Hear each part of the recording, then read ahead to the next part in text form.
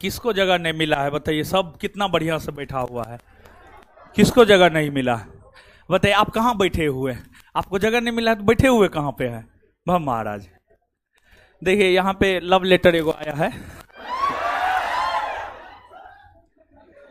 इसमें है सर 5 से 7 और 7 से 9 वाले छात्र एवं छात्रा को जगह नहीं मिल पा रहा है। कौन छात्रा जगह नहीं मिल रहा है जी? है किसको नहीं मिला है? यानी अपने मन से दिया कौन है? छात्र, छात्र है, छात्र है अमन सिंह, हाँ छात्र है, तो अपने मन से लड़कियों को शामिल कर लिया है इसमें। बताइए लड़की लोग कितना बढ़िया से बैठी हुई है। अभी इसमें जितना बैठी हुई है इसमें 20 गो लड़की और बैठ सकती है इसी सीट में आराम से। तो जगह कितना बढ़िया से बताइए आप लोग बैठे हुए हैं। अभी देखिए टूल लगाया जा सकता है, इसमें भी लोग बैठ सकता है, नहीं बैठ सकता है? तो बताइए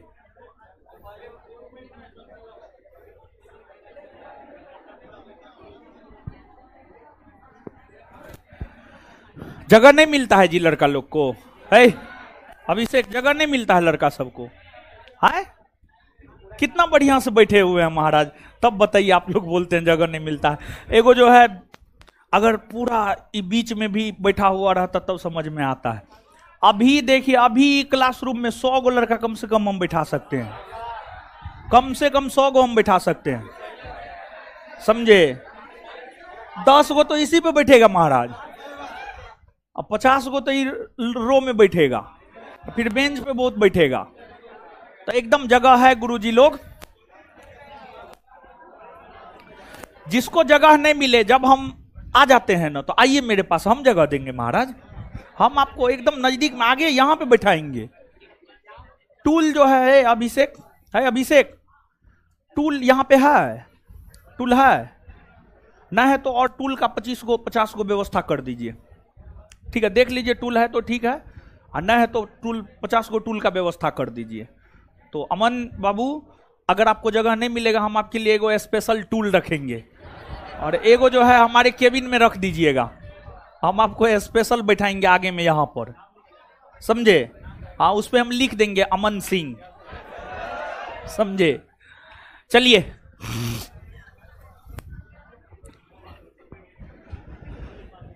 हमको तो नहीं लगता है दिक्कत हो रहा है। अभिषेक दिक्कत हो रहा है क्या? नहीं हो रहा है? बताइए कितना बढ़िया से लोग बैठल है, कोई दिक्कत है जी आप लोग को? तब बताइए।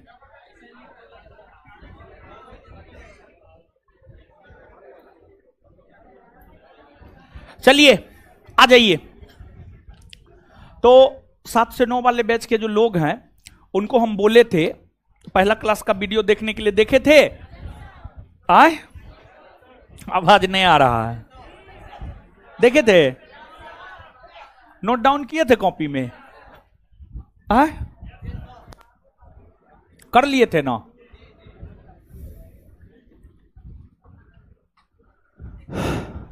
टेस्ट में 35 मार्क आता है, बहुत बढ़िया है महाराज, ठीक है? डेली टेस्ट 7 से 9 में अगर 30 प्लस जा रहे हैं मतलब बढ़िया विद्यार्थी हैं आप, समझे? तो यहां पे कोई कमेंट कर रहा था कि 35 मार्क ही आता है, बहुत बढ़िया है आप महाराज, लगे रहिए और भी बेहतर हो जाएगा।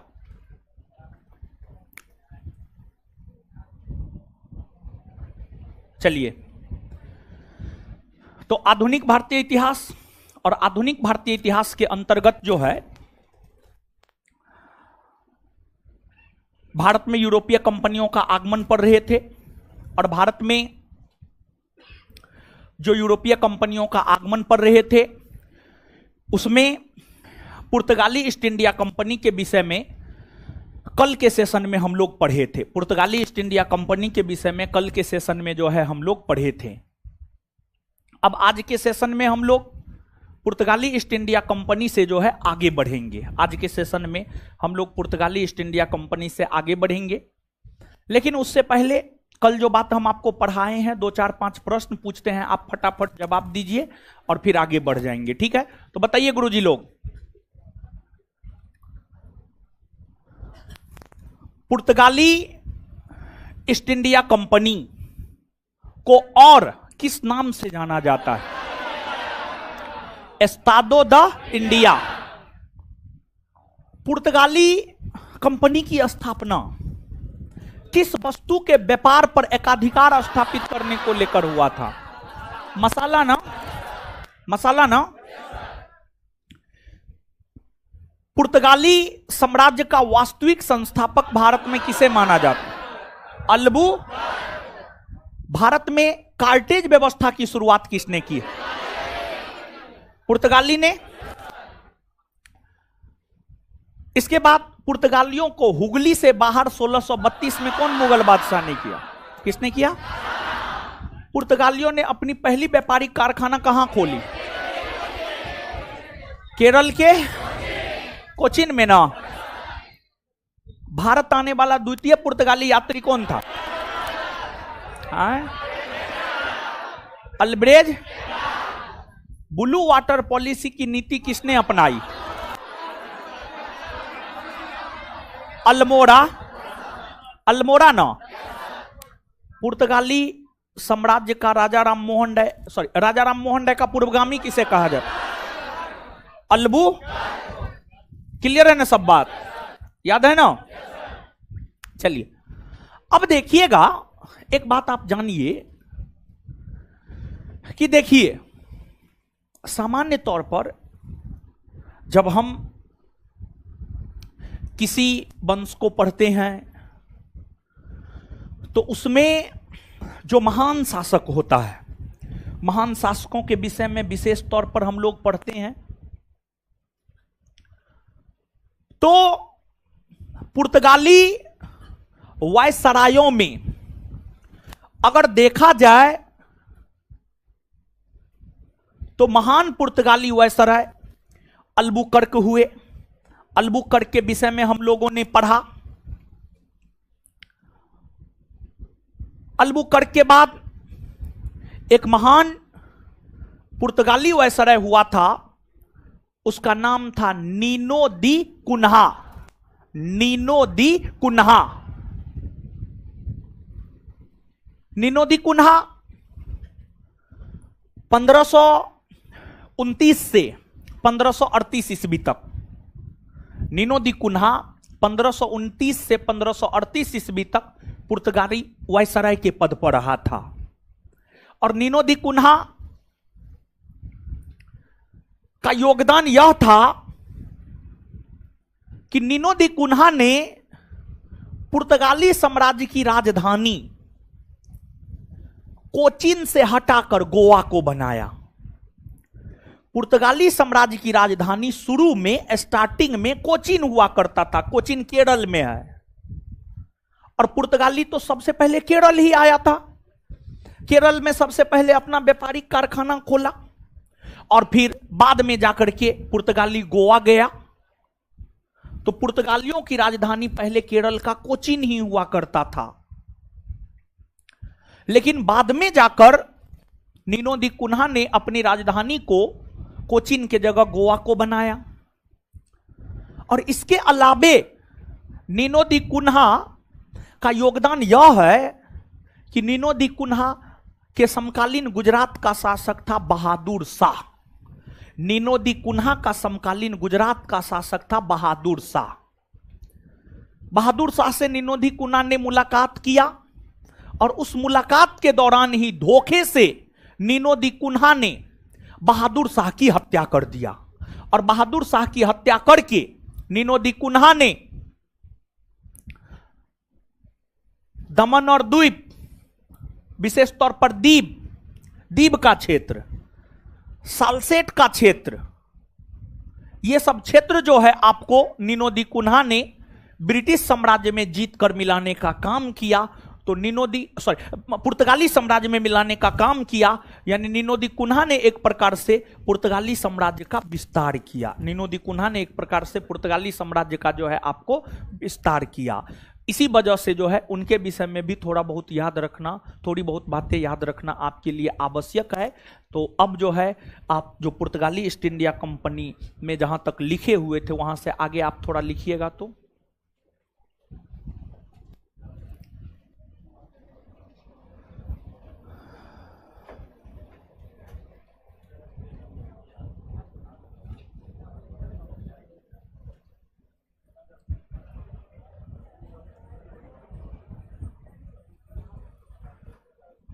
लिखिएगा, अल्बुकर्क के बाद लिखिएगा, अल्बुकर्क के बाद, अल्बुकर्क के बाद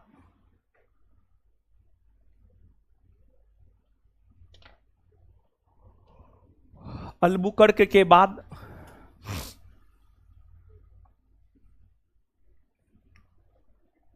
पुर्तगाली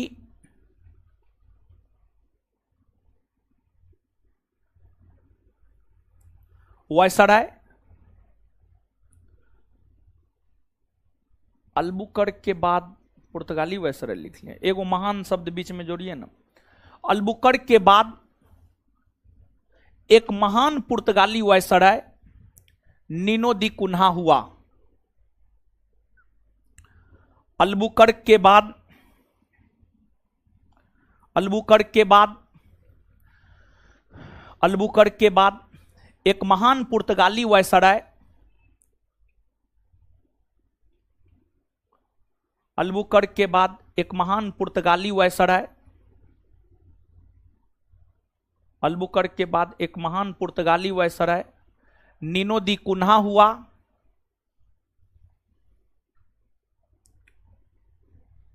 नीनो दी कुन्हा हुआ, जो 1529 से 1538 ईस्वी तक, जो 1529 से 1538 ईस्वी तक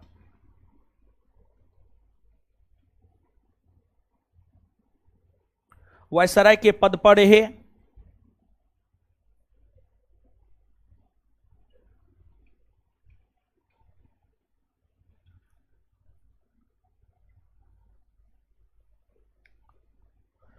उन्होंने 1530 ईस्वी में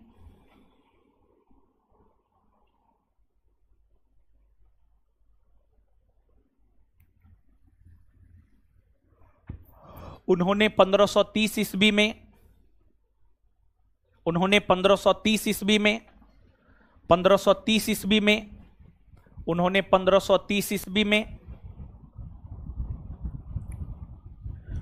कोचीन के जगह, कोचीन के जगह, कोचीन के जगह गोवा को, कोचीन के जगह गोवा को, गोवा को पुर्तगाली,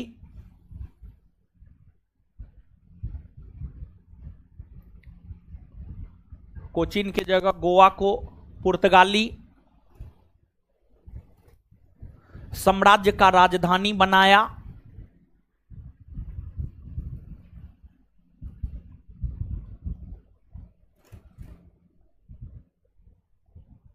कोचीन के जगह गोवा को पुर्तगाली साम्राज्य का राजधानी बनाया, फुल स्टॉप। उन्होंने हुगली में, हुगली, हुगली, उन्होंने हुगली में पुर्तगाली बस्ती स्थापित किया।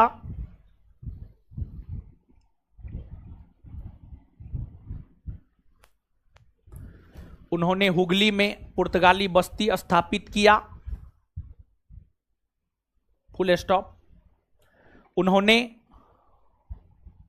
उसी में उन्होंने गुजरात के शासक बहादुर शाह से मुलाकात के दौरान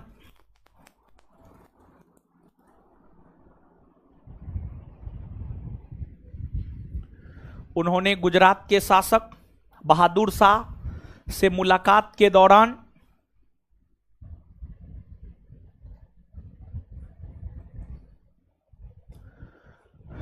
उन्होंने गुजरात के शासक बहादुर शाह से मुलाकात के दौरान उसकी हत्या कर दी।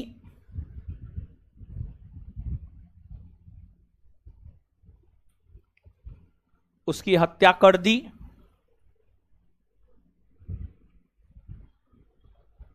और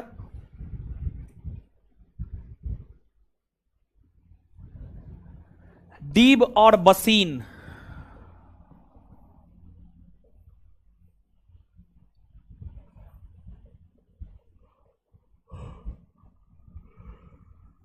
और दीव और बसीन पर कब्जा कर लिया, और दीव और बसीन पर कब्जा कर लिया। चलिए, दीव और बसीन पर कब्जा कर लिया, हो गया पुर्तगाली। ठीक है, पुर्तगाली के बाद आगे अब हम लोगों को जानना है Dutch East India company, British East India company, फ्रांसीसी ईस्ट इंडिया कंपनी, और सबसे ज्यादा महत्वपूर्ण है आपको ब्रिटिश ईस्ट इंडिया कंपनी। तो ब्रिटिश ईस्ट इंडिया कंपनी को जानने से पहले हम लोग डच ईस्ट इंडिया कंपनी को जान लेते हैं, क्योंकि ब्रिटिशों से पहले व्यापार करने के लिए डच लोग ही भारत आ गए थे। तो इसलिए जो है पुर्तगाली के बाद अब आप हेडिंग मारिए Dutch East India company, Dutch East India Company.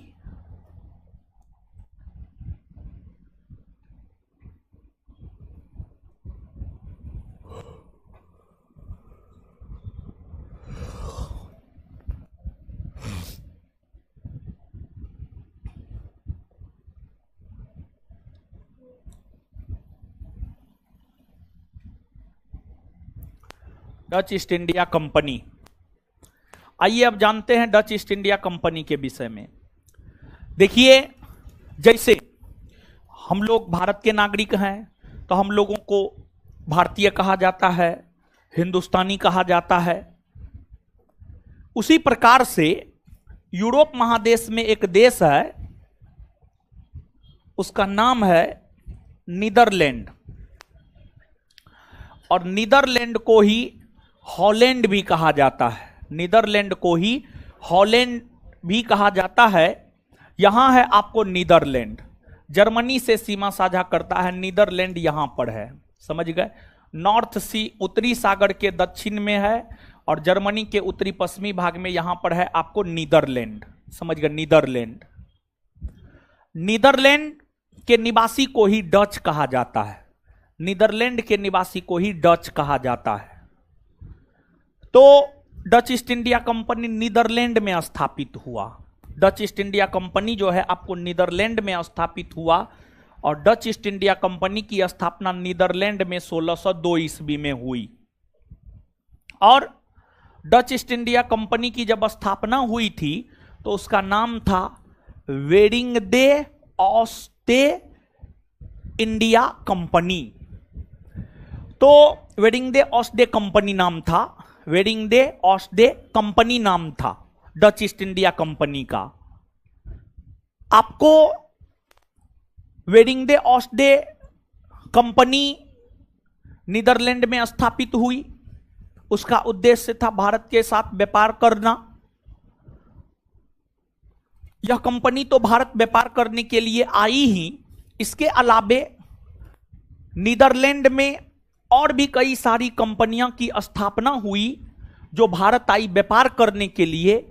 Netherlands में स्थापित जितनी भी यूरोपीय कंपनियां थी, उन सभी कंपनियों को मिलाकर नाम दे दिया गया आपको Dutch East India company. Dutch East India company के लोग भारत आए, और डचों ने भी भारत के साथ मसालों का व्यापार किया, भारत के साथ सूती वस्त्रों का व्यापार किया।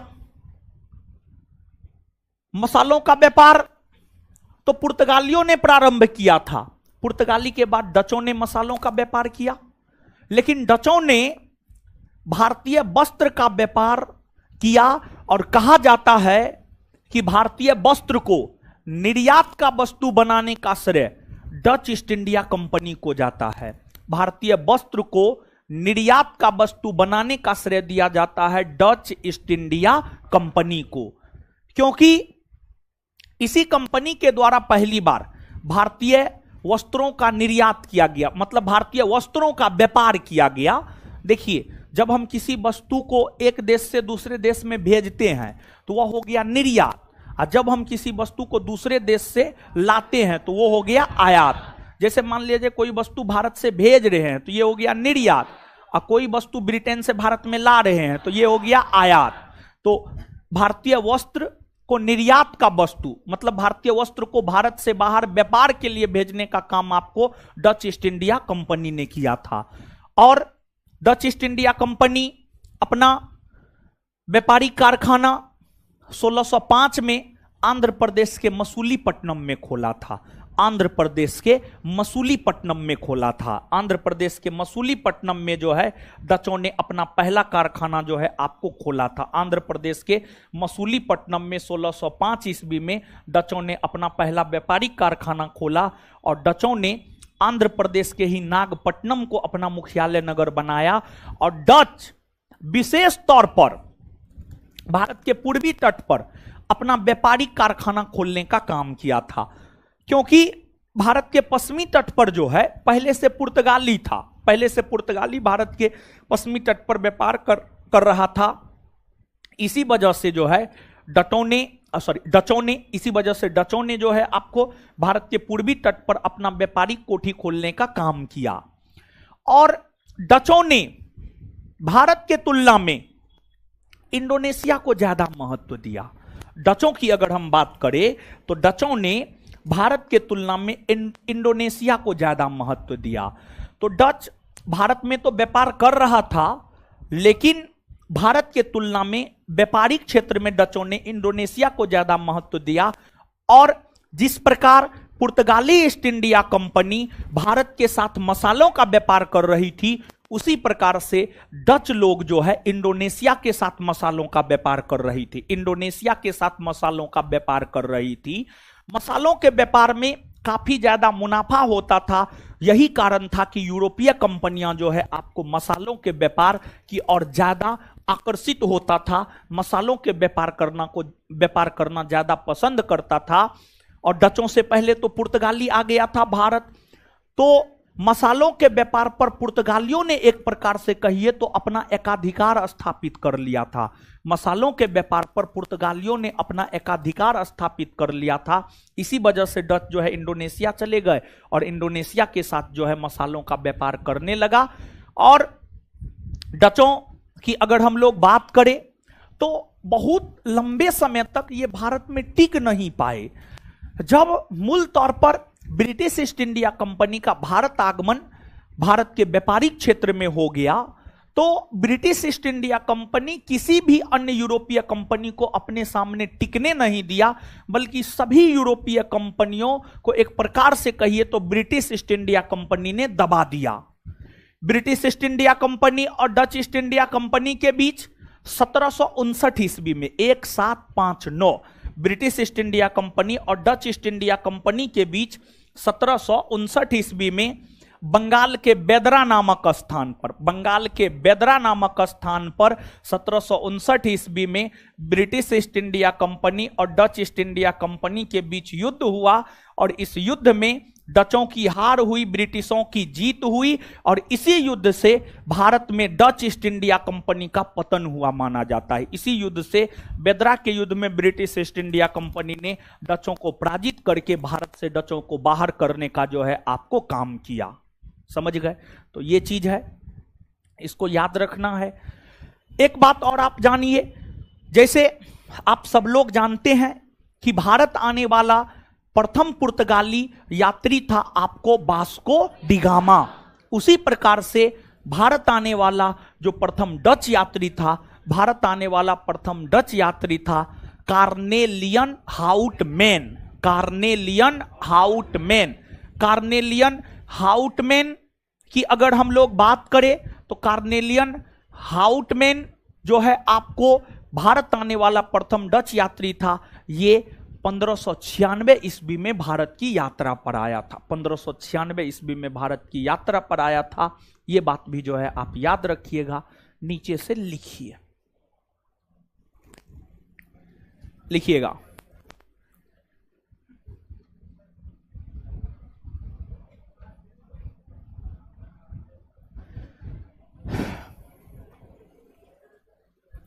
नीदरलैंड या हॉलैंड के निवासी को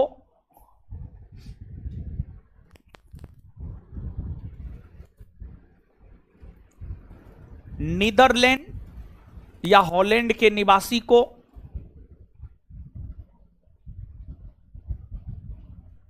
डच कहा जाता है?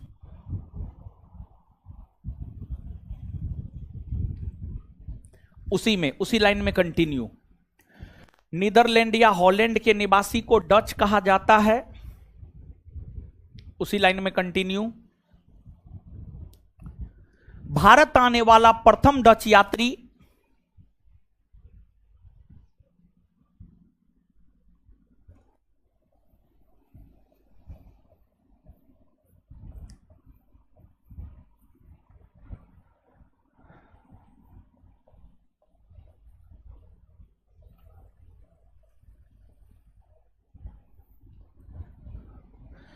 भारत आने वाला प्रथम डच यात्री?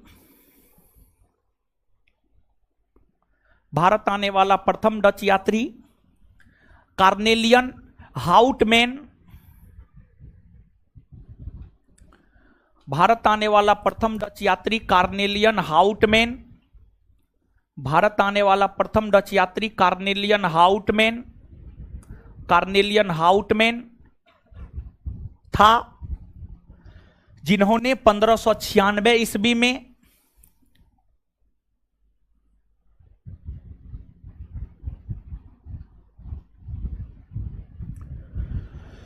जिन्होंने 1596 ईस्वी में भारत की यात्रा की।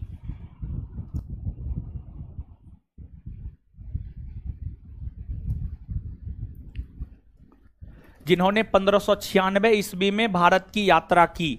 जिन्होंने 1596 ईस्वी में भारत की यात्रा की। नीचे से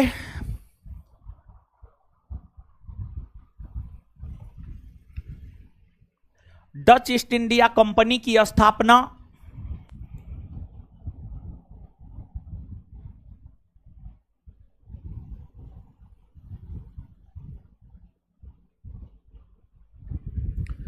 डच ईस्ट इंडिया कंपनी की स्थापना 1602 ईस्वी में।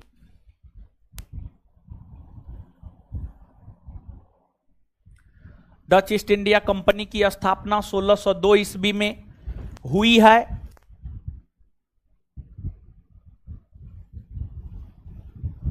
सोलह सौ दो ईस्वी में हुई है।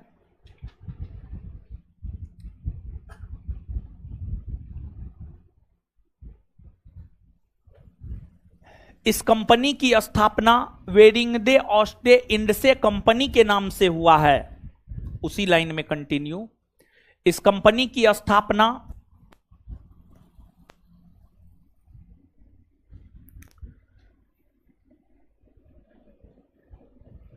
वेरिंगडे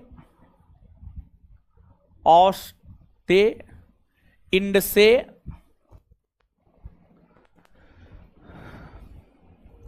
इस कंपनी की स्थापना वेरिंगडे ऑस्टे इंडसे कंपनी के नाम से हुआ है।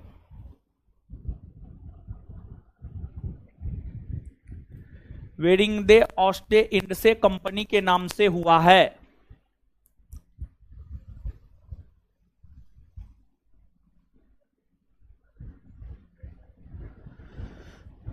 Full stop.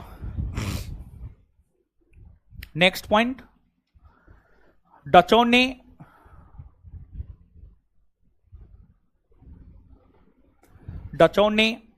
अपना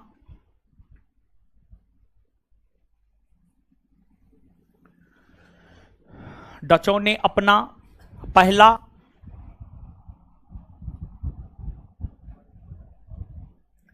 व्यापारिक कारखाना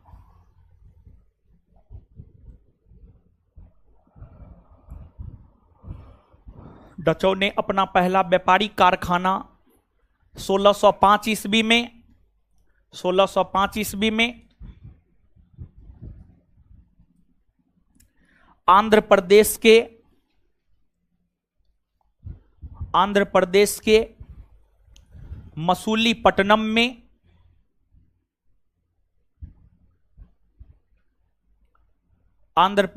मसूलीपट्टनम में खोला।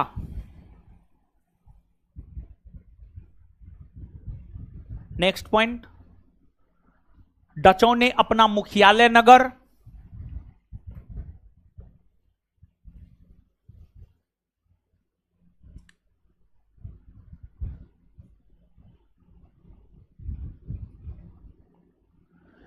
डचों ने अपना मुख्यालय नगर नागपट्टनम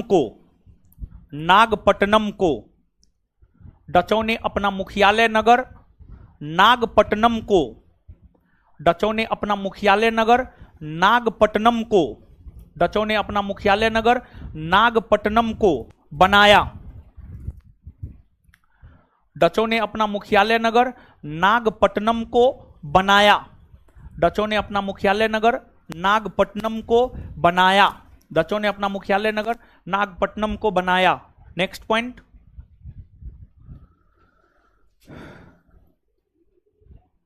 भारत से वस्त्र को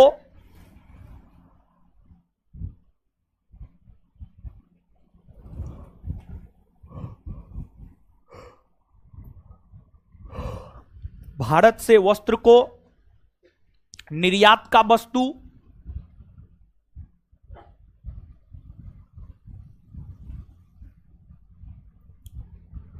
भारत से वस्त्र को निर्यात का वस्तु बनाने का श्रेय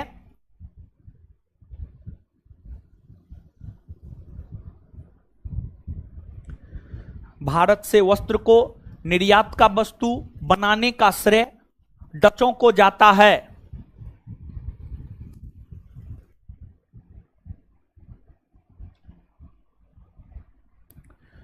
नेक्स्ट पॉइंट, डचों ने विशेष तौर पर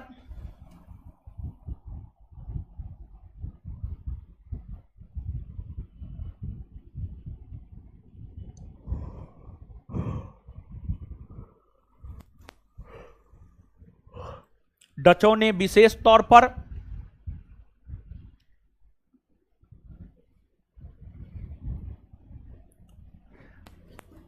भारत के पूर्वी तट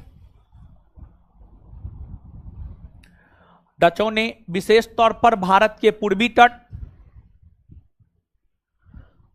डचों ने विशेष तौर पर भारत के पूर्वी तट डचों ने विशेष तौर पर भारत के पूर्वी तट भारत के पूर्वी तट पर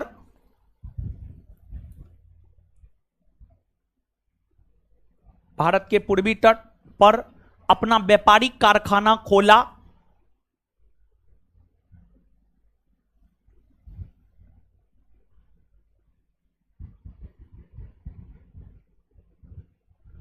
व्यापारिक कारखाना खोला, साथ ही साथ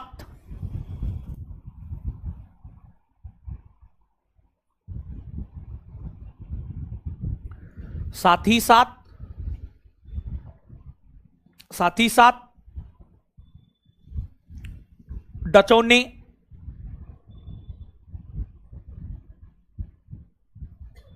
भारत से ज्यादा महत्व इंडोनेशिया का देते हुए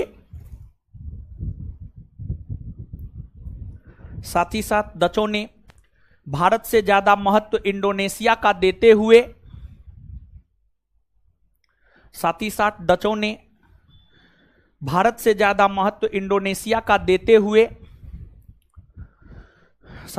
डचों ने भारत से ज्यादा महत्व इंडोनेशिया का देते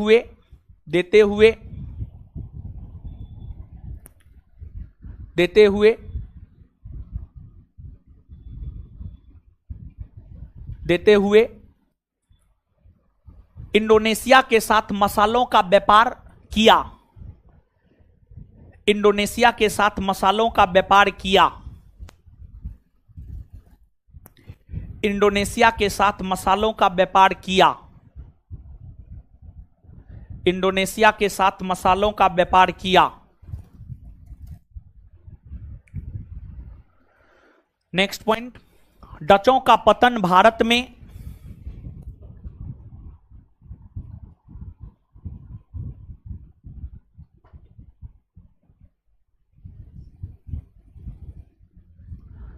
डचों का पतन भारत में 1759 ईस्वी में हुए।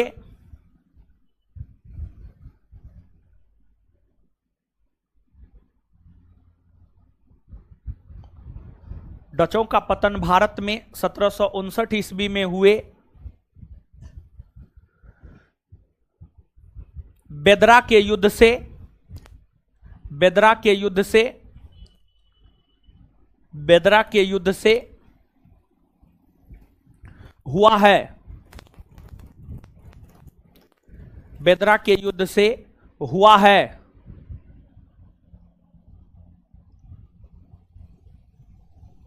हुआ है। यह युद्ध, यह युद्ध, यह युद्ध डच ईस्ट इंडिया कंपनी और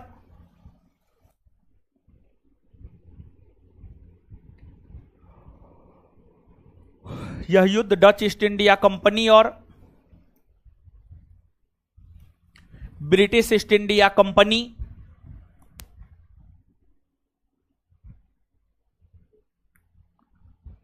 यह युद्ध डच ईस्ट इंडिया कंपनी और ब्रिटिश ईस्ट इंडिया कंपनी के बीच हुआ है।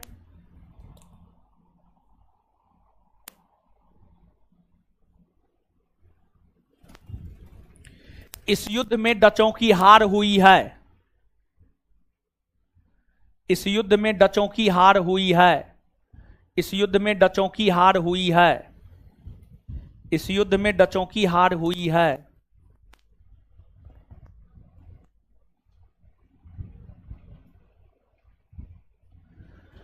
चलिए अब इसके बाद आगे हेडिंग मारिएगा ब्रिटिश ईस्ट इंडिया कंपनी।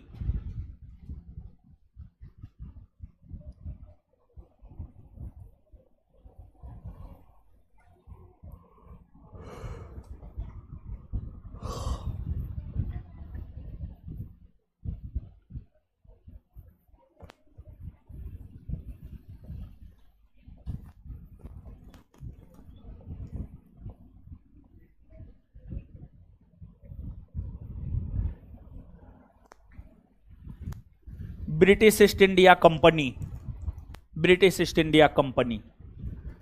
देखिए समझिएगा आप,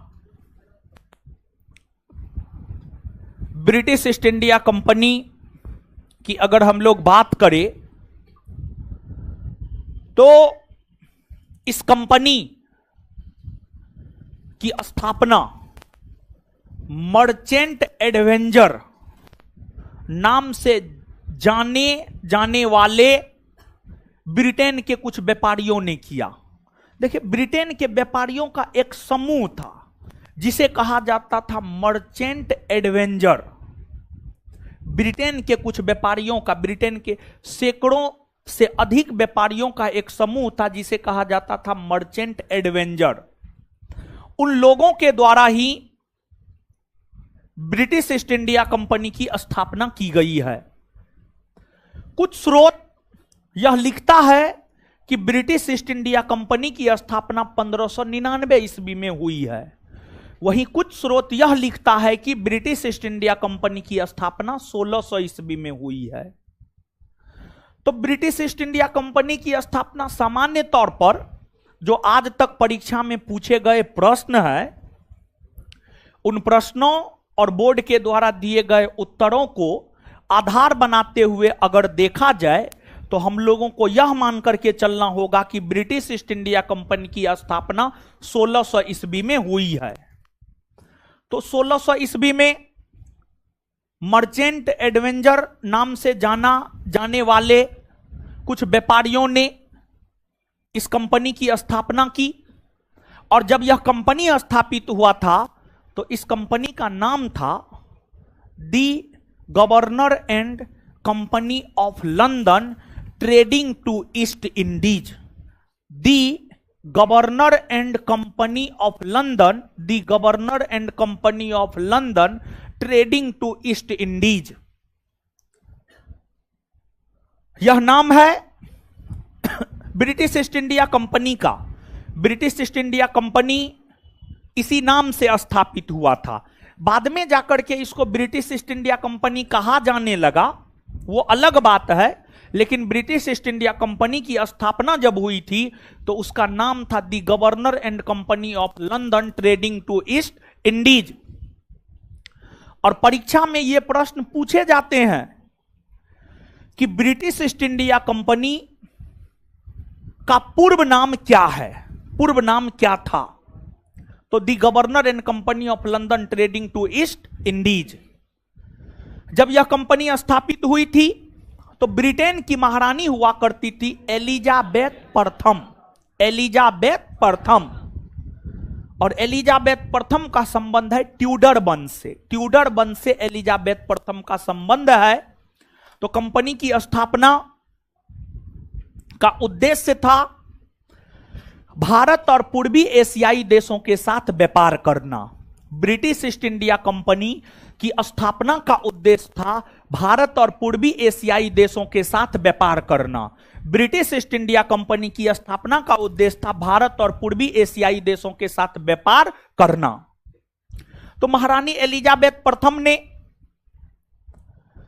ब्रिटिश ईस्ट इंडिया कंपनी को भारत और पूर्वी एशियाई देशों के साथ व्यापार करने का एकाधिकार प्रदान की, और महारानी एलिजाबेथ प्रथम ब्रिटिश ईस्ट इंडिया कंपनी को सिर्फ 15 वर्षों के लिए व्यापार करने का एकाधिकार प्रदान की।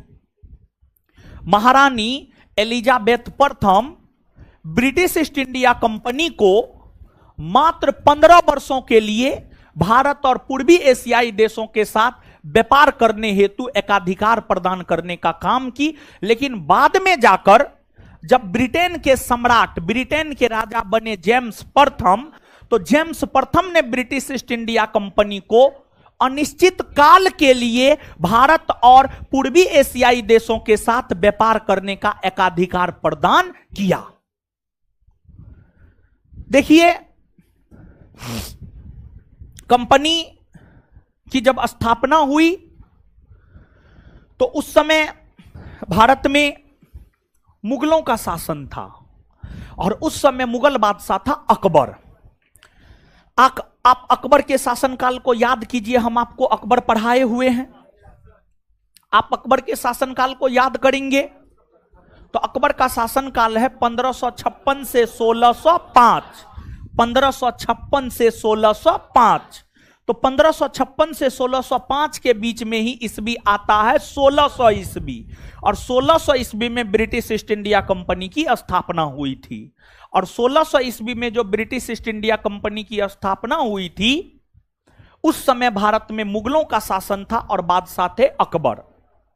तो एलिजाबेथ को पता चला बादशाह अकबर है, तो एलिजाबेथ मुगल बादशाह अकबर के नाम से खत लिखी और अकबर से एलिजाबेथ प्रथम यह आग्रह की थी कि हमारे देश की एक कंपनी भारत जा रही है, उसे व्यापारिक छूट प्रदान की जाए।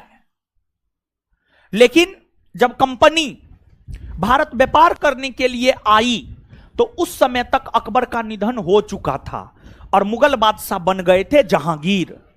तो कंपनी ने मुगल बादशाह जहांगीर से व्यापारिक छूट प्राप्त किया, और जहांगीर के समय से ही British East India company Bharat में व्यापार करना शुरू की। भारत में व्यापार करना शुरू की। और देखिए, जो ब्रिटिश ईस्ट इंडिया कंपनी है, ब्रिटिश ईस्ट इंडिया कंपनी के सबसे अधिक सफल होने का कारण क्या था? देखिए, भारत में ऐसे तो अनेकों यूरोपीय कंपनियां आई, पुर्तगाली, डच, फ्रांसीसी, स्वीडिश, ब्रिटिश, तमाम यूरोपीय कंपनियां भारत आई। लेकिन सभी यूरोपीय कंपनियों में भारत में जो सबसे सफलतम यूरोपीय कंपनी थी वह थी आपको ब्रिटिश ईस्ट इंडिया कंपनी। उसकी सफलता के कई कारण थे, लेकिन उसकी सफलता के कारणों में एक कारण यह था कि ब्रिटिश ईस्ट इंडिया कंपनी जो है ना, एक प्राइवेट कंपनी थी। प्राइवेट कंपनी थी, उसमें निर्णय तुरंत ले लिया जाता था और काफी सख्ती से यह कंपनी काम किया करती थी। और एक बात आप जानिए, जब British East India company Bharat व्यापार करने के लिए आई तो ब्रिटिश ईस्ट इंडिया कंपनी चांदी लेकर आया। चांदी लेकर आया, और उस चांदी के माध्यम से ही British East India company Bharat के साथ व्यापार किया करती थी। भारत के साथ व्यापार किया करती थी। लेकिन आपको ब्रिटिश ईस्ट इंडिया कंपनी व्यापारिक कंपनी थी, परंतु बाद के दिनों में जाकर जब मुगल सत्ता कमजोर पड़ गई, जब मुगल सत्ता कमजोर पड़ गई, तो कमजोर पड़ी मुगल सत्ता का फायदा या लाभ ब्रिटिश ईस्ट इंडिया कंपनी ने उठाया। ब्रिटिश ईस्ट इंडिया कंपनी ने उठाया और British East India company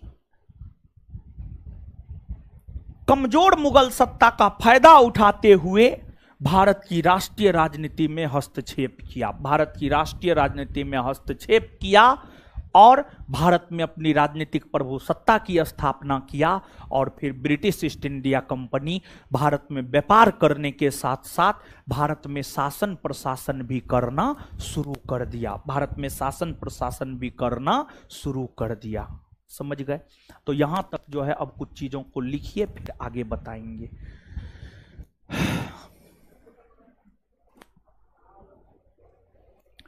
British East India company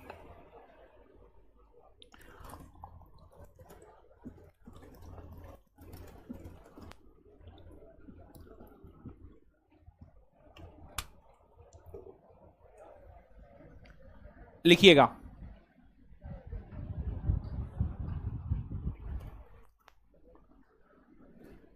संभवतः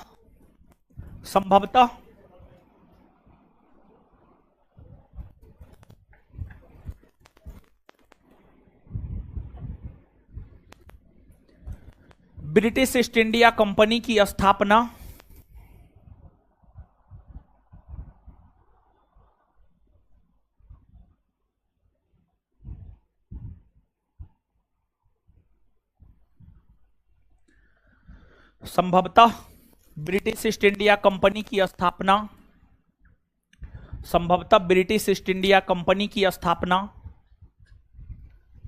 संभवतः ब्रिटिश ईस्ट इंडिया कंपनी की स्थापना संभवतः ब्रिटिश ईस्ट इंडिया कंपनी की स्थापना 1600 ईस्वी में हुई है।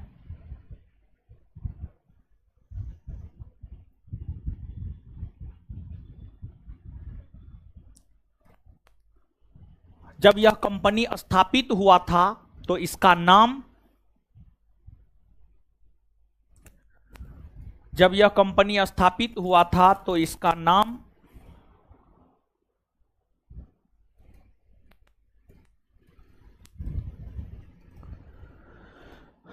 जब यह कंपनी स्थापित हुआ था तो इसका नाम the governor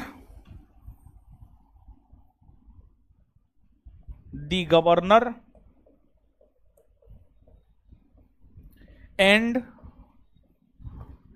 company of London the governor and company of London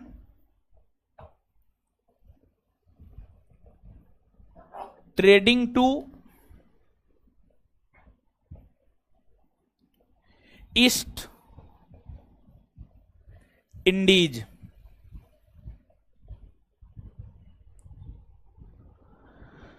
क्या लिखे हैं? जब यह कंपनी स्थापित हुआ था तो इसका नाम the governor and company of London trading to East Indies the governor and company of London trading to East Indies था।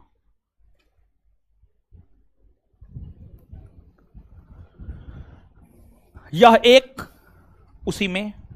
एक प्राइवेट कंपनी थी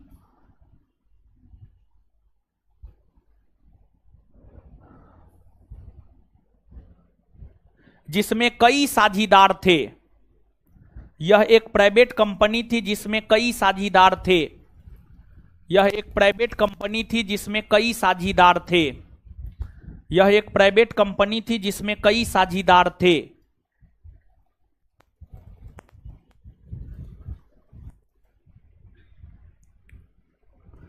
इस कंपनी के सफल होने का इस कंपनी के सफल होने का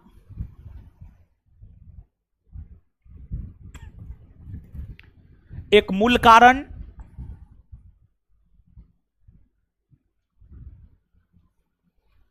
एक मूल कारण एक प्राइवेट कंपनी होना था। एक मूल कारण एक प्राइवेट कंपनी होना था। एक प्राइवेट कंपनी होना था। एक प्राइवेट कंपनी होना था। एक प्राइवेट कंपनी होना था। Full stop. नेक्स्ट पॉइंट, इस कंपनी की स्थापना के समय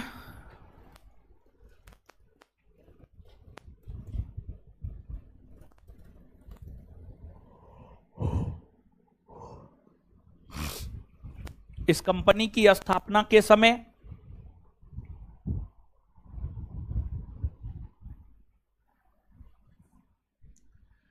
इस कंपनी की स्थापना के समय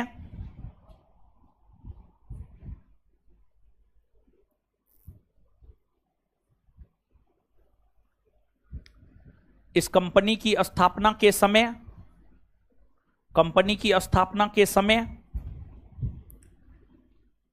ब्रिटेन की महारानी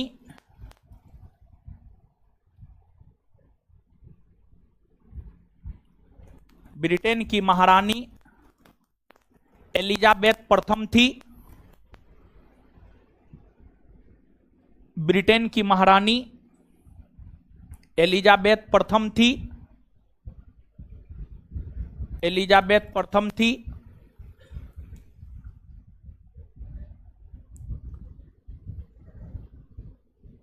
जिन्होंने ब्रिटिश कंपनी को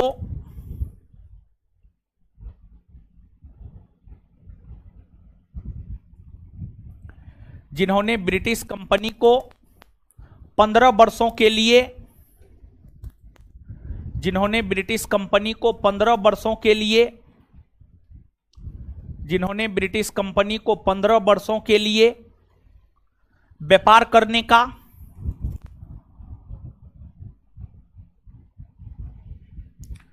15 वर्षों के लिए व्यापार करने का एकाधिकार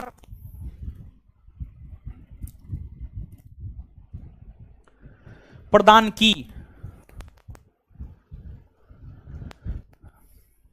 लेकिन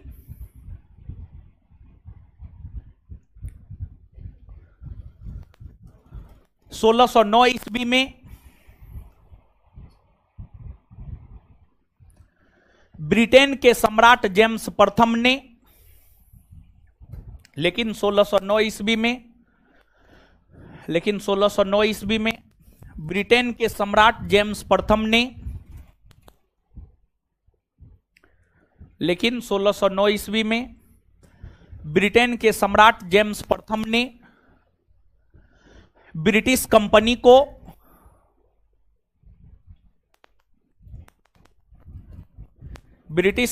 को भारत और पूर्वी एशियाई देशों के साथ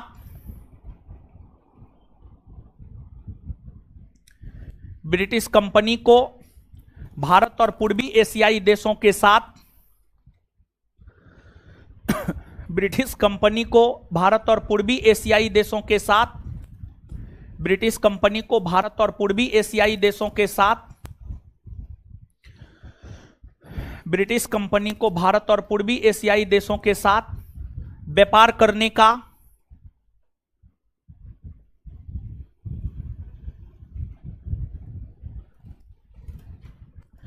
एकाधिकार प्रदान किया। व्यापार करने का एकाधिकार प्रदान किया।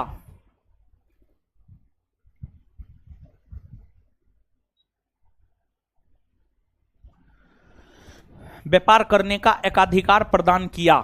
व्यापार करने का एकाधिकार प्रदान किया। Full stop.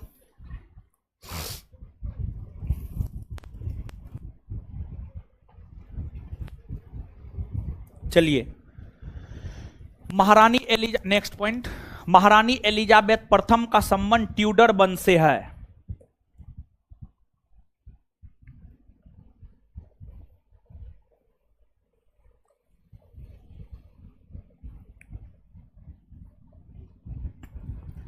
महारानी एलिजाबेथ प्रथम का संबंध ट्यूडर वंश से है। महारानी एलिजाबेथ प्रथम का संबंध ट्यूडर वंश से है। महारानी एलिजाबेथ प्रथम का संबंध ट्यूडर वंश से है। महारानी एलिजाबेथ प्रथम का संबंध ट्यूडर वंश से है। नेक्स्ट पॉइंट,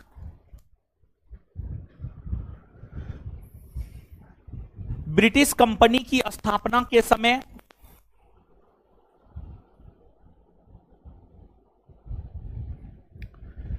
ब्रिटिश कंपनी की स्थापना के समय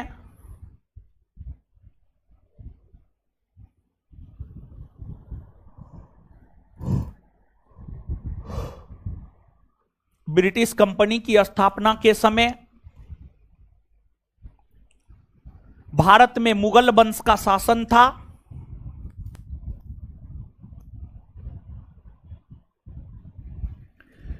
ब्रिटिश कंपनी की स्थापना के समय भारत में मुगल वंश का शासन था। ब्रिटिश कंपनी की स्थापना के समय भारत में मुगल वंश का शासन था। इस समय मुगल बादशाह अकबर थे। इस समय मुगल बादशाह अकबर थे।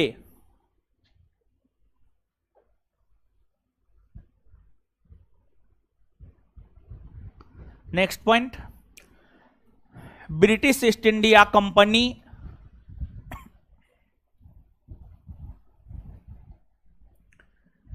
Next point, British East India company Bharat में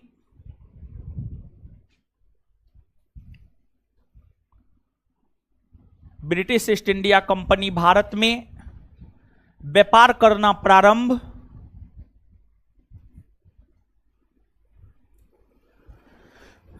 British East India company Bharat में व्यापार करना प्रारंभ British East India company Bharat में व्यापार करना प्रारंभ मुगल बादशाह जहांगीर के समय से किया है। मुगल बादशाह जहांगीर के समय से किया है।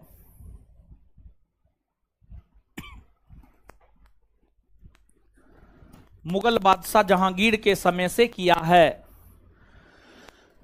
मुगल बादशाह जहांगीर के समय से किया है। मुगल बादशाह जहांगीर के समय से किया है।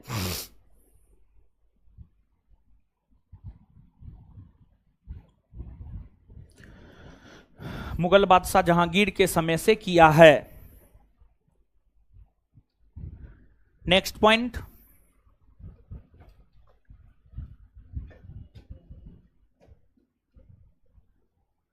अब आगे सुनिए, समझिए थोड़ा सा, ठीक है। देखिए, ब्रिटिश ईस्ट इंडिया कंपनी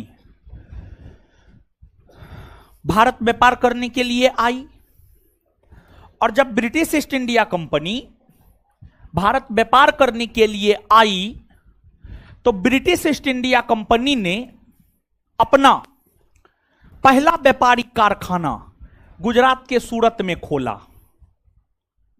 और गुजरात के सूरत में ब्रिटिश ईस्ट इंडिया कंपनी ने अपना पहला व्यापारिक कारखाना 1608 ईस्वी में खोला।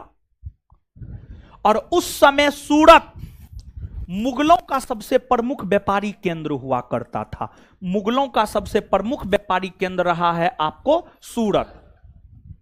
तो मुगलों के सबसे प्रमुख व्यापारी केंद्र सूरत में अंग्रेजों ने अपने व्यापारिक कारखाना को खोला, लेकिन मुगल बादशाह जहांगीर ने उस कारखाना को मान्यता देने से इनकार कर दिया।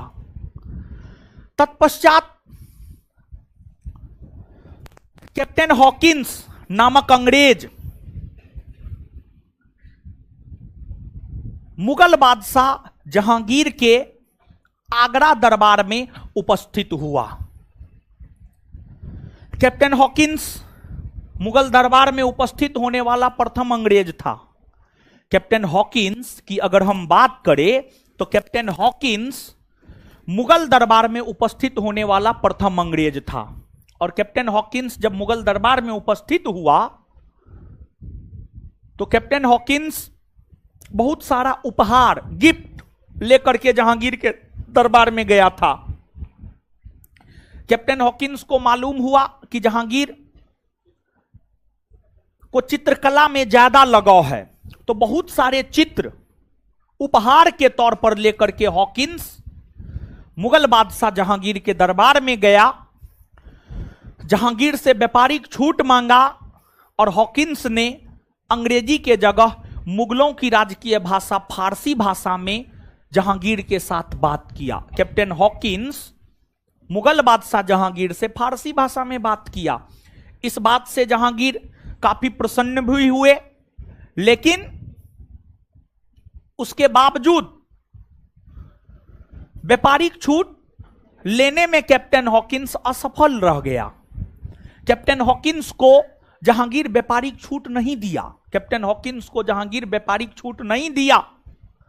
कैप्टन हॉकिंस से प्रसन्न होकर के जहांगीर ने उसे 400 का मनसब दिया और एक उपाधि इंग्लिश खान की उपाधि प्रदान की। एक उपाधि इंग्लिश खान की उपाधि प्रदान की और जहांगीर ने 400 का मनसब दिया। 400 का मनसब दिया मतलब एक प्रकार से जहांगीर ने हॉकिंस को अपना सरकारी नौकर बना लिया। समझ गए, सरकारी नौकर बना लिया। तो जहांगीर से व्यापारिक छूट लेने में हॉकिंस असफल हो गए। तत्पश्चात जहांगीर के अजमेर दरबार में 1615 ईस्वी में सर टॉमस रो नामक अंग्रेज पहुंचा और सर टॉमस रो नामक अंग्रेज 1615 से लेकर के 1618-19 ईस्वी तक जहांगीर के दरबार में रहे और सर टॉमस रो जहांगीर से व्यापारिक छूट लेने में सफल हो गया। सर टॉमस रो जहांगीर से व्यापारिक छूट लेने में सफल हो गया। और आप इस बात को जानिए, अंग्रेजों को सबसे बड़ा व्यापारिक छूट जिस मुगल बादशाह ने दिया है उस मुगल बादशाह का नाम है फर्रुखसियर। उस मुगल बादशाह का नाम है फर्रुखसियर। फर्रुखसियर के दरबार में जॉन सुरमन के नेतृत्व में एक ब्रिटिश शिष्टमंडल व्यापारिक छूट लेने के लिए गया और फर्रुखसियर ने ब्रिटिश ईस्ट इंडिया कंपनी को 1717 ईस्वी में व्यापक अर्थात बृहद अर्थात बड़े स्तर पर व्यापारिक छूट प्रदान किया, जिसे अंग्रेजों के लिए मैग्ना कार्टा माना जाता है। जिसे अंग्रेजों के लिए मैग्ना कार्टा माना जाता है। जिसे अंग्रेजों के लिए मैग्ना कार्टा माना जाता है। समझ गए? तो अब यहां तक चीजों को पहले लिखिए, फिर आगे बढ़ेंगे। लिखिएगा,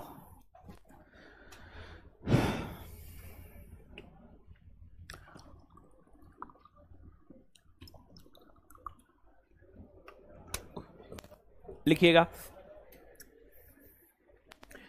अंग्रेजों ने, लिखिएगा, अंग्रेजों ने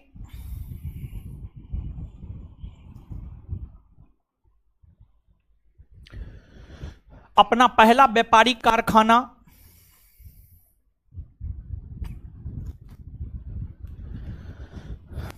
अंग्रेजों ने अपना पहला व्यापारिक कारखाना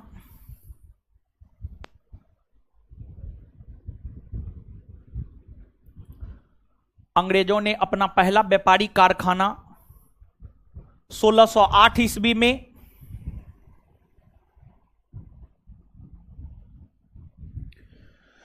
गुजरात के सूरत में खोला। 1608 ईस्वी में गुजरात के सूरत में खोला, जिसे मुगल बादशाह ने मान्यता नहीं दिया।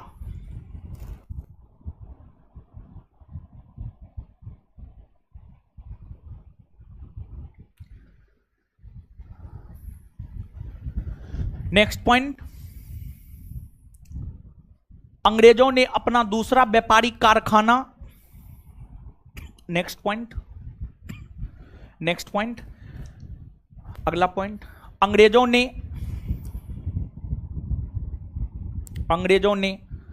अपना दूसरा व्यापारिक कारखाना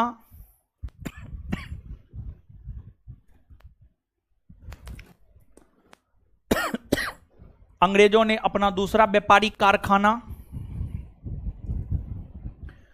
अंग्रेजों ने अपना दूसरा व्यापारिक कारखाना अंग्रेजों ने अपना दूसरा व्यापारिक कारखाना 1611 ईस्वी में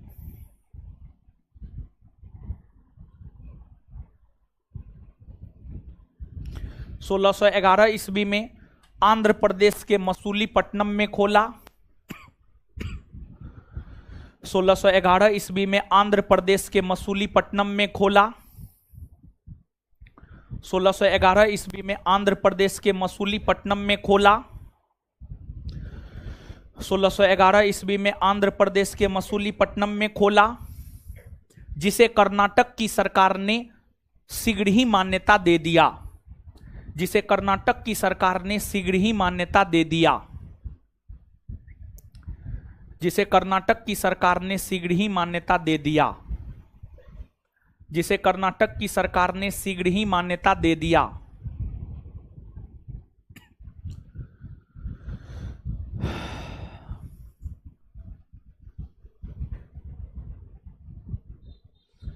मसूलीपट्टनम में उसी में मसूलीपट्टनम में स्थापित कारखाना उसी में मसूलीपट्टनम में स्थापित कारखाना मसूलीपट्टनम में स्थापित कारखाना मसूलीपट्टनम में स्थापित कारखाना अंग्रेजों का मसूलीपट्टनम में स्थापित कारखाना अंग्रेजों का प्रथम मान्यता प्राप्त कारखाना था। अंग्रेजों का प्रथम मान्यता प्राप्त कारखाना था। अंग्रेजों का प्रथम मान्यता प्राप्त कारखाना था। अंग्रेजों का प्रथम मान्यता प्राप्त कारखाना था। साथ ही साथ यह दक्षिण भारत में स्थापित प्रथम कारखाना था। साथ ही साथ यह दक्षिण भारत में स्थापित प्रथम कारखाना था। साथ ही साथ यह दक्षिण भारत में स्थापित प्रथम कारखाना था। साथ ही साथ यह दक्षिण भारत में स्थापित प्रथम कारखाना था। साथ ही साथ यह दक्षिण भारत में स्थापित प्रथम कारखाना था। साथ ही साथ यह दक्षिण भारत में स्थापित प्रथम कारखाना था। नेक्स्ट पॉइंट, मुगल दरबार में उपस्थित होने वाला प्रथम अंग्रेज कैप्टन हॉकिंस हुआ।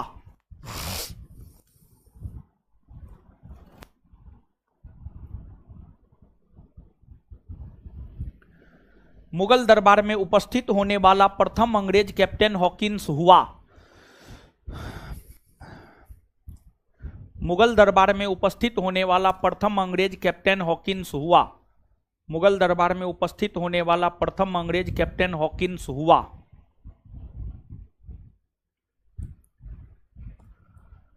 Next point, captain Hawkins Jahangir के आगरा दरबार में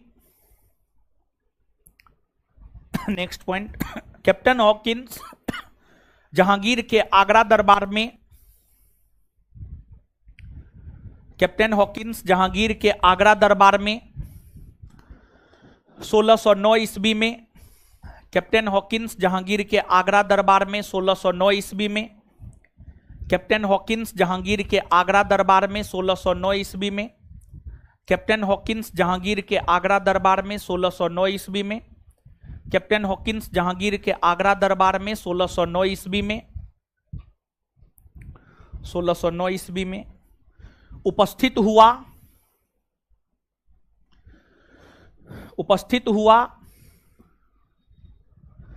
और उन्होंने जहांगीर से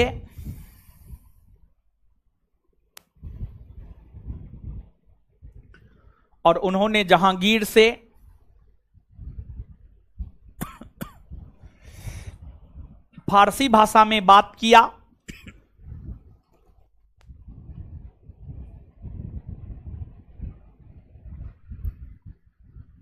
फारसी भाषा में बात किया, जिससे प्रसन्न होकर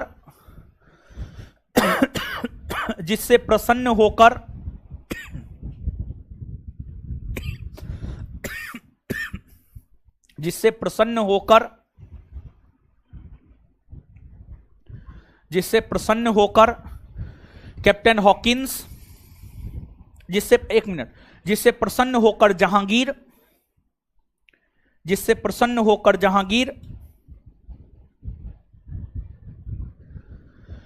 कैप्टन हॉकिंस को 400 का मनसब दिया, जिससे प्रसन्न होकर जहांगीर कैप्टन हॉकिंस को 400 का मनसब दिया और इंग्लिश खान की उपाधि प्रदान किया। जहांगीर कैप्टन हॉकिंस को 400 का मनसब दिया, 400 का मनसब दिया और इंग्लिश खान की उपाधि प्रदान किया, और इंग्लिश खान की उपाधि प्रदान किया, और इंग्लिश खान की उपाधि प्रदान किया। लेकिन ध्यान रहे कि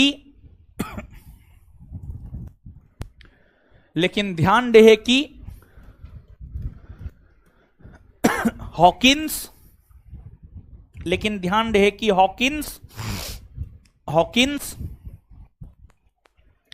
जहांगीर से व्यापारिक छूट लेने में सफल नहीं हो पाए।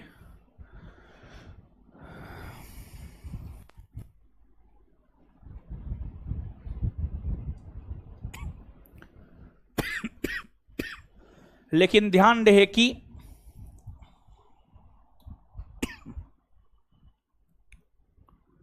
हॉकिंस जहांगीर से व्यापारिक छूट नहीं ले पाए। Full stop. अगला पॉइंट, ब्रिटेन के सम्राट जेम्स प्रथम का राजदूत बनकर ब्रिटेन के सम्राट जेम्स प्रथम का राजदूत बनकर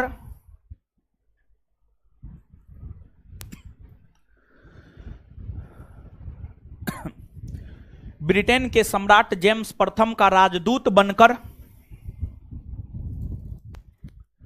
ब्रिटेन के सम्राट जेम्स प्रथम का राजदूत बनकर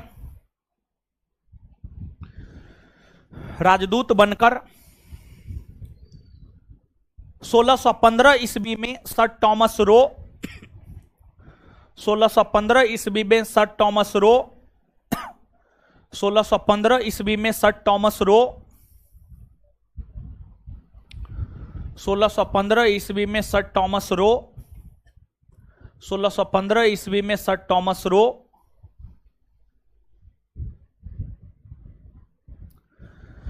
1615 ईस्वी में सर टॉमस रो जहांगीर के अजमेर दरबार में उपस्थित हुए। जहांगीर के अजमेर दरबार में उपस्थित हुए। जहांगीर के अजमेर दरबार में उपस्थित हुए।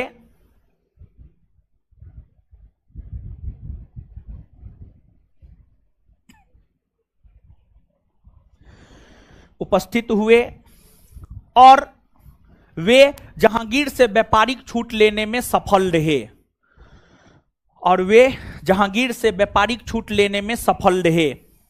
और वे जहांगीर से व्यापारिक छूट लेने में सफल रहे। और वे जहांगीर से व्यापारिक छूट लेने में सफल रहे। और वे जहांगीर से व्यापारिक छूट लेने में सफल रहे। और वे जहांगीर से व्यापारिक छूट लेने में सफल रहे। नेक्स्ट पॉइंट,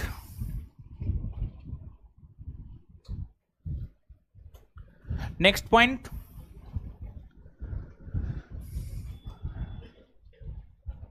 मुगल बादशाह फर्रुखसियर ने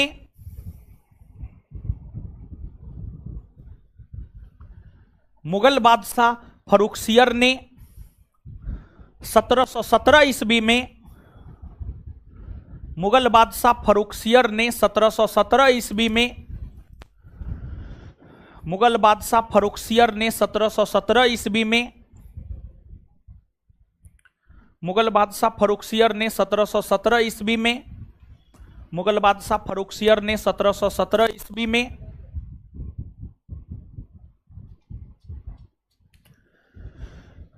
ब्रिटिशों को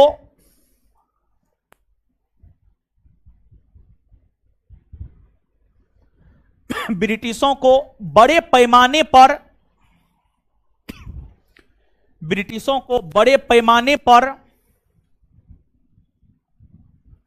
छूट प्रदान किया।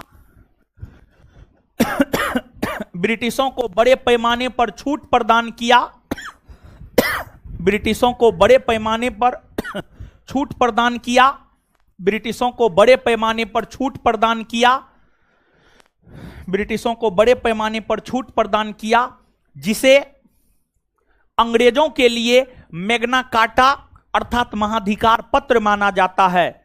जिसे अंग्रेजों के लिए Magna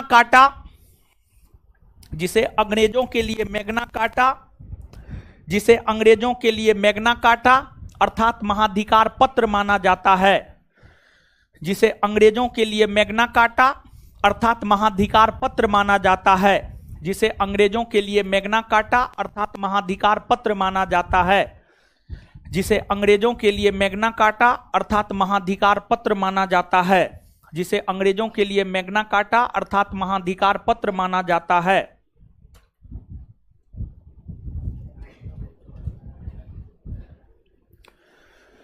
full stop. Next point लिखिएगा। जॉन सुडमन के नेतृत्व में जॉन सुडमन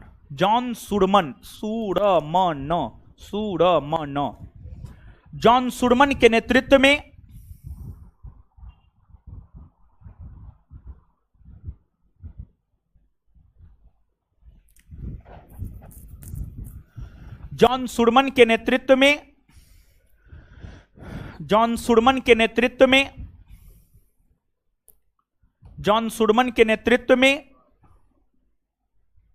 जॉन सुडमन के नेतृत्व में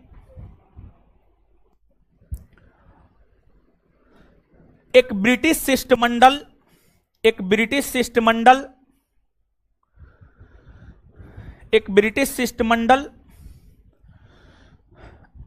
व्यापारिक छूट लेने के उद्देश्य से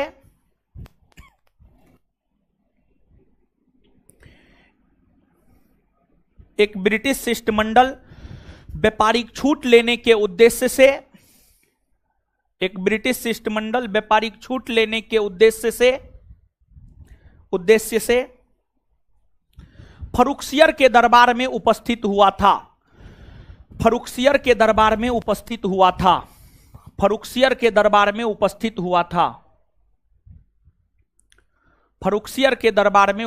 हुआ था।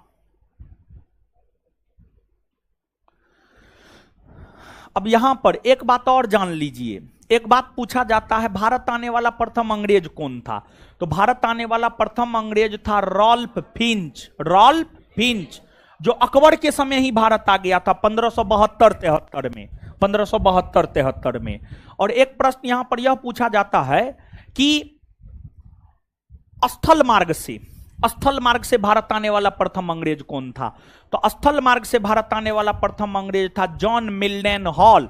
और वही रॉल्फ फिंच जल मार्ग से आया था। तो भारत आने वाला प्रथम अंग्रेज या जल मार्ग से भारत आने वाला प्रथम अंग्रेज रॉल्फ फिंच, और स्थल मार्ग से भारत आने वाला प्रथम अंग्रेज जॉन मिल्डन हॉल। लगे हाथ एक बात और आप जानिए कि देखिए, ब्रिटिश ईस्ट इंडिया कंपनी को वर्ष 1600 ईस्वी में एलिजाबेथ प्रथम ने भारत तथा पूर्वी एशियाई देशों के साथ व्यापार करने का एकाधिकार प्रदान की। लेकिन आप इस बात को जानिए कि ब्रिटिश ईस्ट इंडिया कंपनी से पहले एक अन्य कंपनी को भारत के साथ व्यापार करने का अधिकार प्रदान किया गया था।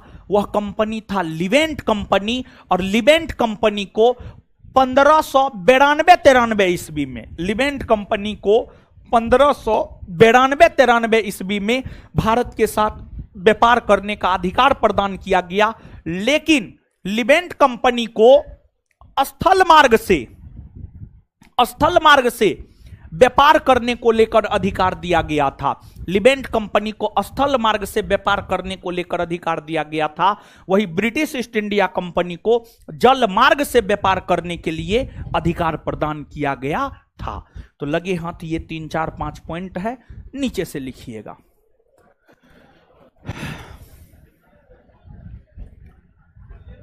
लिखिए, भारत आने वाला प्रथम अंग्रेज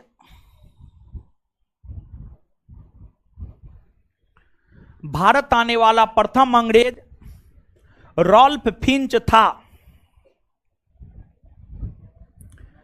रॉल्फ फिंच था। भारत आने वाला प्रथम अंग्रेज रॉल्फ फिंच था।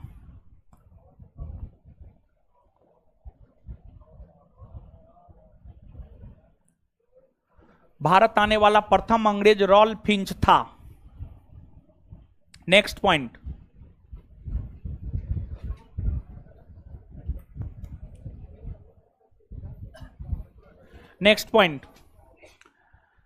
स्थल मार्ग से भारत आने वाला प्रथम अंग्रेज जॉन मिल्डन हॉल था।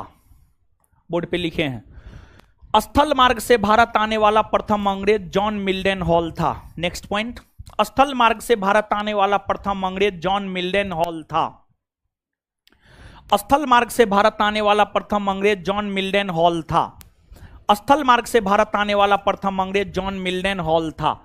स्थल मार्ग से भारत आने वाला प्रथम अंग्रेज जॉन मिल्डन हॉल था। जॉन मिल्डन हॉल था। जॉन मिल्डन हॉल था। Next point,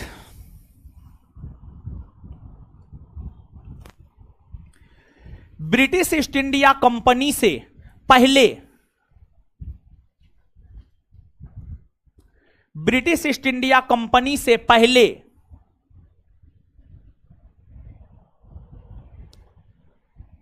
British East India company से पहले 1592-93 ईस्वी में लिबेंट कंपनी को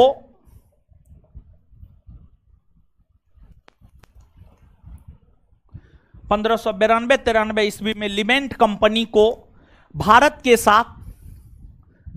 साथ व्यापार करने का अधिकार, लिबेंट कंपनी को भारत के साथ व्यापार करने का अधिकार,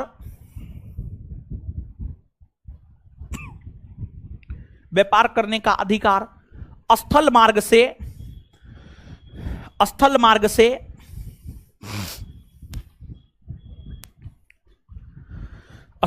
से प्रदान किया गया।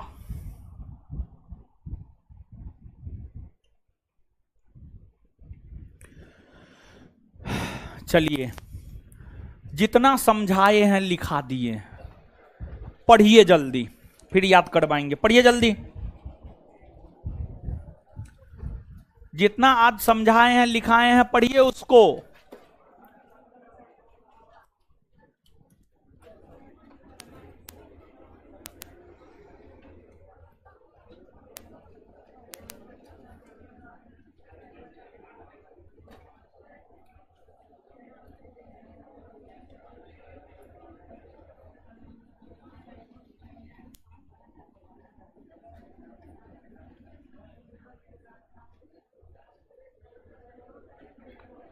पढ़िए, पढ़ने बोले हैं, पढ़िए जल्दी।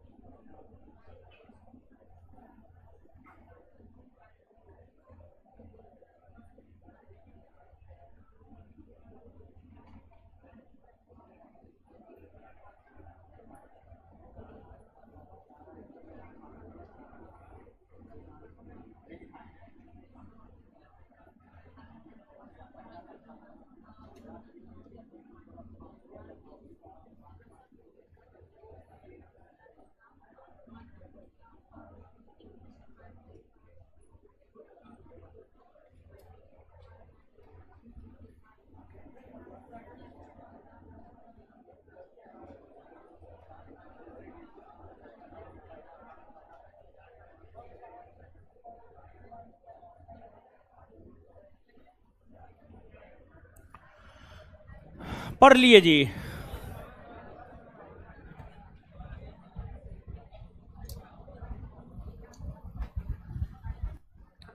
पढ़ लिए हैं, दीजिए तो कॉपी है, ये याद करते हैं। मुंह ऊपर कीजिए अपना अपना।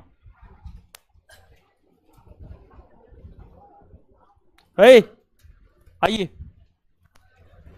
किस पुर्तगाली वायसराय ने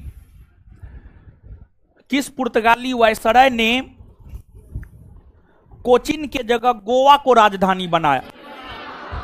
है नीनो दी। किस पुर्तगाली वायसराय ने पुर्तगालियों की राजधानी कोचीन के जगह गोवा को बनाया? किसने बनाया? बसीन द्वीप को पुर्तगाली साम्राज्य में कौन मिलाया? नीनो दी बसीन और द्वीप को पुर्तगाली साम्राज्य में कौन मिलाया? नीनो दी कुन्हा ने गुजरात के किस शासक की मुलाकात के दौरान हत्या कर दी? बहादुर। नीनो दी कुन्हा ने किस गुजरात के शासक की मुलाकात के दौरान हत्या कर दी? नीदरलैंड या हॉलैंड के निवासी को क्या कहते? भारत आने वाला प्रथम डच यात्री कार्नेलियन हाउटमैन। भारत आने वाला प्रथम डच यात्री, भारत आने वाला प्रथम डच यात्री। काहे नहीं याद कर रहे हैं? मुंह में क्या है? मारेंगे एक चप्पल, मुंह लाल हो जाएगा। मुंह देख रहा है, उठा करके पूछेंगे नानी, याद आ जाएगा। दिन में तारा नजर आने आएगा। भारत आने वाला प्रथम डच यात्री कार्नेलियन हाउटमैन भारत कब आया? 1500। डच ईस्ट इंडिया कंपनी की स्थापना कब हुई है? डच ईस्ट इंडिया कंपनी की स्थापना कब हुई है? डचों ने अपना पहला व्यापारिक कारखाना कहां खोला? आंध्र प्रदेश के मसूलीपट्टनम। आंध्र प्रदेश के डचों ने अपना पहला व्यापारिक कारखाना कहां खोला? आंध्र प्रदेश के डचों ने अपना पहला व्यापारिक कारखाना आंध्र प्रदेश के मसूलीपट्टनम में कब खोला? कब खोला? डचों ने अपना मुख्यालय नगर किसे बनाया? किसे बनाया? नागपट्टनम। डचों ने अपना मुख्यालय नगर किसे बनाया? भारत से वस्त्र को निर्यात का वस्तु बनाने का श्रेय किसे जाता? भारत के अपेक्षा डचों ने किस देश को ज्यादा तरजीह दी? डचों का पतन कौन युद्ध से हुआ है? कौन युद्ध से? बेदरा का युद्ध कब हुआ है? अच्छा, ब्रिटिश ईस्ट इंडिया कंपनी की जब स्थापना हुई थी तो उसका नाम क्या था? The governor and company of London trading to East Indies. तो जब ब्रिटिश ईस्ट इंडिया कंपनी की स्थापना हुई थी उस समय उसका नाम क्या था? कंपनी की स्थापना के समय ब्रिटेन की महारानी कौन थी? ब्रिटेन की महारानी। और ब्रिटेन के किस राजा ने कंपनी को अनिश्चित काल के लिए भारत के साथ व्यापार करने का एकाधिकार दिया? जेम्स प्रथम। महारानी एलिजाबेथ प्रथम का संबंध कौन वंश से? ट्यूडर वंश। महारानी एलिजाबेथ प्रथम का संबंध कौन वंश से? कौन वंश से है? ब्रिटिश कंपनी की स्थापना के समय भारत के मुगल बादशाह कौन थे? भारत के मुगल बादशाह। ब्रिटिश ईस्ट इंडिया कंपनी जब भारत में व्यापार करना प्रारंभ किया तो उस समय मुगल बादशाह कौन था? ब्रिटिश ईस्ट इंडिया कंपनी जब भारत में व्यापार करना प्रारंभ किया उस समय मुगल बादशाह कौन था? अंग्रेजों ने अपना पहला व्यापारिक कारखाना कहां खोला? कहां खोला? अंग्रेजों ने अपना पहला व्यापारिक कारखाना कहां खोला? कब खोला? और दूसरा व्यापारिक कारखाना कहां खोला? मसूलीपट्टनम। मसूली मुगल दरबार में उपस्थित होने वाला प्रथम अंग्रेज कैप्टन हॉकिंस जहांगीर के आगरा दरबार में 1609 में उपस्थित हुआ था। और कैप्टन हॉकिंस जहांगीर से कौन भाषा में बात किया? जहांगीर ने कैप्टन हॉकिंस को कितना सौ का मनसब दिया और कौन सी उपाधि दिया? सर थॉमस रो जहांगीर के दरबार में कब उपस्थित हुआ? 1600। और किस मुगल बादशाह ने ब्रिटिशों को व्यापक स्तर पर व्यापारिक छूट दिया जिसे जिसे अंग्रेजों के लिए मैग्ना कार्टा माना जाता है। फर्रुखसियर के दरबार में ब्रिटिश शिष्टमंडल किसके नेतृत्व में आया था? जॉन सुडमन। किसके नेतृत्व में? भारत आने वाला प्रथम अंग्रेज रॉल्फ फिंच। भारत आने वाला प्रथम अंग्रेज। स्थल मार्ग से भारत आने वाला प्रथम अंग्रेज जॉन मिल्डन हॉल। स्थल मार्ग से भारत आने वाला प्रथम अंग्रेज। अच्छा, ब्रिटिश ईस्ट इंडिया कंपनी से पहले कौन ब्रिटिश कंपनी को भारत के साथ व्यापार करने का अधिकार दिया गया था? किसको दिया गया था? चलिए, आज के लिए इतना ही। इससे आगे मिलेंगे अगले क्लास में। हमको निकलने दीजिए, तब आप लोग निकलिएगा। धन्यवाद सभी लोगों का।